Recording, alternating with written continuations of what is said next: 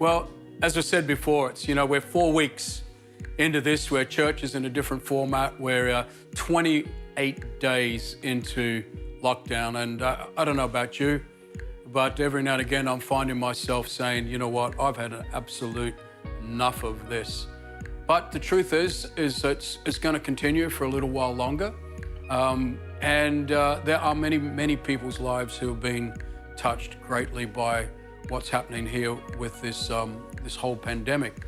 And I guess we've got to be careful, it's a pandemic that's a virus that's got to do with our health. And I think the most important thing is, let's not turn this into a pandemic of fear and a pandemic of panic that we give into. And let's really believe that God is going to be everything that He is in our lives in this time. As I said, we are now 28 days into this. And there's whether how true this is or not, but everybody says it is, so I'll run with it. And I don't know who everybody is. I just thought I'd throw that in there. It takes 21 days to form a habit, and takes about double that time to break an old one. And I would suspect by about now, for some of us, there's a few new habits that we've been forming. And maybe some of them are good new habits, and some of them are not so good new habits. And even I was just thinking about this whole time, where the world that we live in, where everything that's going on, and it's a little bit like humanity has been sent to its bedroom by its parent, and not saying that God caused this, by the way, and said, when you time out for kids, I want you to go up to your bedroom, I want you to think about this. And hopefully, when it comes to some of the bigger issues that face the world we live in, some of the bigger issues that face humanity and all of those things, hopefully there's been a lot of thinking going on, where everybody's had a chance to sit back, take a breath, and actually think about the world that we live in, I'm believing, I don't know about you, but I want to believe that we're going to emerge out of this as humanity better than the way we were when we stepped into it. But anyway, that's a big picture, I guess, hugely optimistic hope that I have, and I'm sure many people do. But at the same time, in this time, here we are in our homes, and we're pretty much locked up with ourselves and a few people that we're now 28 days with the same people. And I've been asking myself a question within myself: how do I want to emerge out of this? So am I going to come out of this a better person than the way I went into it? Am I going to come out different? Ask you the question: are you going to come out of it the same old you, better you, or not so good you? I think all of us have an opportunity to really think about where we're at, think about life. I think everybody at the moment has become a little bit introspective in some way or some form, and everybody's to some degree is finding themselves confronted with themselves. And so what I want to do is I just want to take a step back last couple of weeks, and I just did a short thought on having a coffee with God. And just want to reinforce in Matthew chapter 6 and verse 6, Message Bible says this. He says, here's what I want you to do. I want you to find a quiet, secluded place so that you won't be tempted to role play before God. Just be there as simply and as honestly as you can manage. The focus will shift from you to God, and you'll begin, I should say, to sense His grace. Just that whole thought of taking time out, finding a place somewhere. I don't know how the rhythm of your day works. I think probably for most of us now, we've found ourselves in a place where it's like, okay, I've got some form of rhythm, or put another way, I've got some form of routine. And if you haven't got a routine, can I challenge you? We're locked down for another 21 days. Come on, build a habit into your life that is, I've got some routine. And I know personally, my alarm goes off early in the morning, and I get up and I have my space, my time with God, my coffee with God, and there it is. That's how it works for me.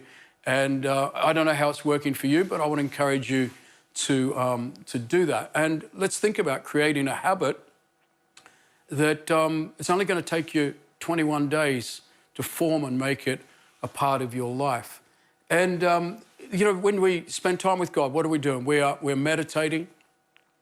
We're slowing our thoughts down. We're thinking. I think, if we're not careful, we can think too much on the wrong things and overthink on things. And whereas we probably need to be able to draw ourselves back a little bit and at least do a little bit of overthinking, perhaps, on some of the right things. Another term is mull things over. Coffee with God. I'm not sort of sitting there and here you are with your time with God and your hands lifted and you're having here God, here's your. I'm just talking about slowing everything down and mulling a few things over. And so let me just give you a thought in the few minutes that I have with you. Romans chapter 12. Let me read verses 1 to 2. This is from the Message Bible. I'm going to read it, and he says here, so here's what I want you to do. This is Paul speaking, and you've got to remember this is Romans chapter 12, and from 1 through 12, he's painstakingly tried to roll out this whole God and humanity and everything that Jesus is and everything that Jesus has done for us. And then he starts into this chapter 12, which is a little bit like, you could say this, in light of everything that I've just unpacked for you, this is what I want you to do. I want you to take your everyday, ordinary life, your sleeping, eating, going to work, and walking around life, and place it before God as an offering, embracing what God does for you as the best thing that you can do for him. Don't become so well adjusted to your culture that you fit into it without even thinking. In other words, he's saying, be careful not to be so well adjusted to the pattern of the world that we live in. And there's a whole lot of things that we can just allow our minds to be consumed with and follow through on trains of thought that maybe we've never challenged for months. Maybe we've not even challenged them for years. And maybe they're thoughts that somehow got into our minds when we were kids or teenagers, and they've been patterns of thinking that have literally affected our lives. And he says, don't become too well adjusted to this culture and just fit into it without even thinking. He says, instead, fix your attention on God. He said, and then I like this, he says, and you'll be changed from the inside out. And then he says, readily to recognize what he wants from you, quickly to respond to it, unlike the culture around you, always dragging you down to its levels of immaturity. God bringing the best out of you, he develops well-formed maturity in you. Just a couple of thoughts that I want to just bring out on this. New Living Translation puts it like this: don't copy the behaviors and the customs of this world, but let God transform you into a new person by changing the way that you think. Then you'll learn to know God's will for you, which is good, pleasing, and thinking. So there's this thought here that I just want to pull out where Paul is talking about our thinking, what goes on in our minds, what we give ourselves to. As I said, we can perhaps be holding on to patterns of thinking and all of that we've held on for literally years and never ever actually taken a moment and sat down and really thought about things. And so just as I move on, so I'm now watching the clock and I'm watching my notes and I'm already in trouble. So anyway, here we go. So let me just quickly, I just want to focus on just an aspect of transformation, building a habit into your life where you say, okay, I'm going to set some time aside with God, not just for some random whatever, but where actually God is going to impact me and actually bring about transformation in my life. And I guess the most important thing, not most important thing, but just to, let me give you something to think about as I go into what I was going to say.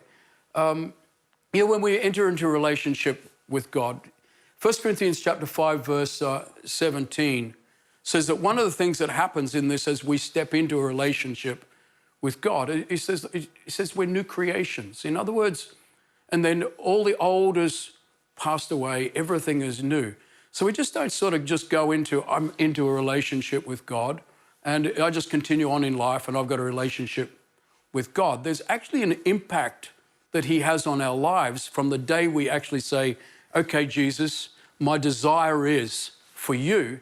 Something happens and the Bible says that we become new creations. Ephesians chapter 2, verse 15, where Paul's speaking about it and speaks that in God's mind, or the way he puts it, is God has like started this new humanity. In other words, God has set a new beginning that all of us enter into when we actually give our lives to Jesus and begin to follow him. And I guess the one of the things to keep in mind is this new creation thing. We are governed by something different.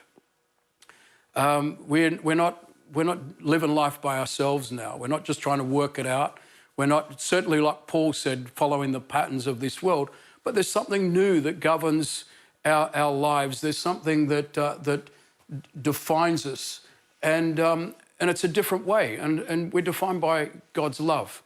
The love of God is the new thing that becomes the preeminent thing that should be as a part of our lives. And the awesome thing about that, when we think about Jesus, is so what does God's love look like that actually is the preeminent thing in my life, that actually is the new thing that is guiding me? It's the thing that should be impacting me. We get to look at Jesus, and he makes a statement where he says that we should love others how he has loved us. So I guess the most important thing is to just be mindful of this. Jesus is a representation of God.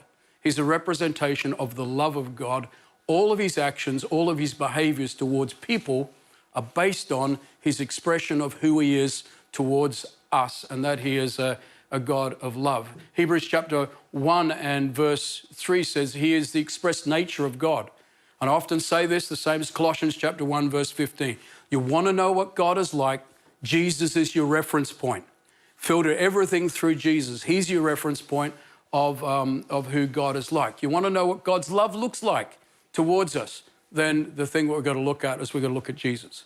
He is the representation of that. In John chapter 3 and verse 16, it says, for God so loved the world that he gave his only begotten son. He gave us Jesus so that we might understand him. He came into a world that had no idea who he is. Even in today's world that we live in, many people, if you start talking about God, they've got all these perspectives on God. They've got all these thoughts about who God is. But Jesus is the visible image of this God. God gave of himself so that we would understand him. And so there's just simple little things like that I just want to, if you just to reference, just for me to say this. It's been proven, right? I've just been doing a lot of reading, a lot of study at the moment.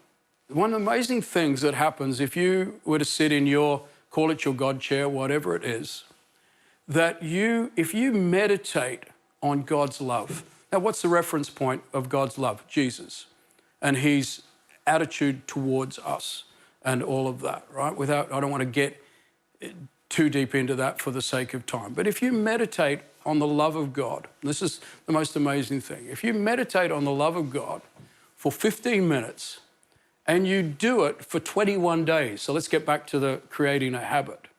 If you meditate on the love of God for 15 minutes for 21 days, it's proven that the part of your brain, because there's a part of our brains that I'm not going to get into being a neuroscientist or anything like that, but there's a part of our brain that remolds itself, that changes, that transforms itself. And as it transforms itself, it actually impacts us. That's where maybe Paul was onto something when he said, being transformed by the renewing of your mind, the things that you think of. What did Paul unpack before Romans chapter 12, verse 1? This is God, and this is how much he loves the humanity that he has created. So if you just, into your time with God in this moment. Whatever's going on in your life, take this moment that we have. Take this window, form a new habit and say, you know what? I'm going to start to meditate on the love of God. This is going to be part of my new habit.